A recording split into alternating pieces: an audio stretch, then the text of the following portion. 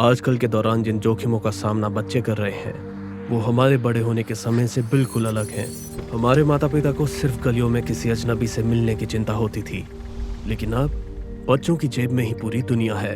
हर smartphone की एक निजी चैट लाइन है, एक टेलीविजन, एक कैमरा है, और जिस तरह से नई तकनीकों का दुरुपयोग किया गया है, ये मेरे करियर में देखी गई किसी भी चीज से ज्यादा बुरा है। मैं 30 सालों से कानून प्रवर्तन में हूँ और पिछले 1 दशक से बाल यौन शोषण को रोकने के लिए काम कर रहा हूँ। इंटरनेट मेरा क्राइम सीन है।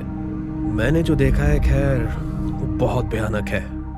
इन मामलों में सबूत, अभियोजन पक्ष, न्यायाधीश इसे देखना ही नहीं चाहते हैं। तो कल्पना कीजिए ये आपके परिवार, आपके बच्चों के लिए कितना विनाशकारी हो सकता है। हम एक वैश्विक नेटवर्क के खिलाफ लड़ाई लड़ रहे हैं। उन्हें सीमाओं की कोई परवाह नहीं।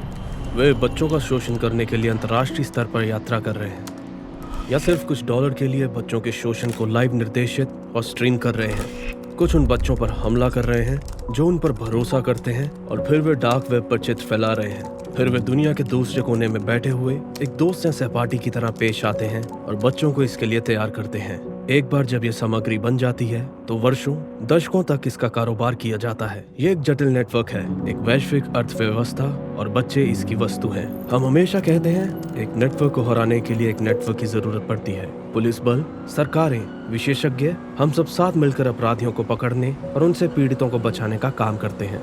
लेकिन इसमें हमें माता पिता और अभिभावकों की सहायता की भी जरूरत है, क्योंकि ये राक्षस बिल्कुल भी राक्षसों की तरह नहीं दिखते।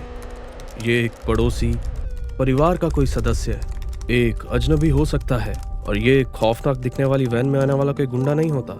ये ऑनलाइन बैठा कोई व्यक्ति होता है जो आपके बच्चे का दोस्त बनने की कोशिश करता है। एक 10 वर्षीय बच्चे को अपने बेडरूम में फोन ले जाने की कोई जरूरत नहीं। एक आदर्श दुनिया में आपके बच्चे का जीवन उपकरण मुक्त होना चाहिए। स्मार्टफोन के बिना किसी भी बच्चे का ऑनलाइन शोषण नहीं किया जा सकता, लेकिन अगर उनके पास फोन है तो उन्हें निजी स्थानों पर इसे उपयोग ना करने दें। हमें अपने बच्चों की रक्षा करनी है और उन्हें अपनी रक्षा करने के लिए सशक्त बनाना है। अपने बच्चों को बताएं कि किसी को भी उनके शरीर को देखने के लिए नहीं पूछना चाहिए, और हाँ, ये सुनिश्चित करें कि आपके बीच में संचार सुचारू रूप से होता है, ताकि उन्हें पता हो कि अगर कोई उनसे किसी बात को छुपाने के लिए कहे तो उन्हें किससे संपर्क करना है। हम हर साल हजारों बच्चों को इससे बचा रहे हैं और हम ऐसा करते रहेंगे। लेकिन आप जानते हैं कि अभी भी कई पीड़ित हैं जिन तक हम नहीं पहुंच पाते, और साथ में मिलकर हम उनकी रक्षा करना जारी रखेंगे। हम इन शिकारियों को खोजते रहेंगे और इस दुर्व्यवहार को समाप्त करके ही छोड़ेंगे।